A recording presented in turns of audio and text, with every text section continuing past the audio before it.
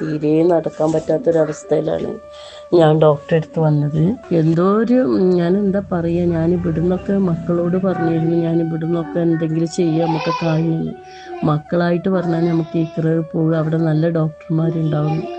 അങ്ങനെയാണ് ഡോക്ടറെ അടുത്ത് എത്തിപ്പെട്ടതും ഡോക്ടർ ഓപ്പറേഷൻ ചെയ്തതും. ഡോക്ടർ ഈ വോയിസ് എന്നെങ്കിലായിരിക്കും കേൾക്കുക. എന്തായാലും എനിക്ക് വളരെ സന്തോഷം. ഞാൻ ഇങ്ങനെ എണീറ്റ് നടക്കുന്നു, ഇങ്ങനെ എനിക്ക് നടക്കാൻ പറ്റുന്നു, ഞാൻ ഉറക്കത്തിൽ വിചാരിച്ചിട്ടില്ലായിരുന്നു. ഈ 5 വക്ത് നിസ്കാരത്തിലും ഞാൻ ഡോക്ടർക്ക് വേണ്ടി പ്രത്യേകം ദുആ ചെയ്യും. ഡോക്ടർ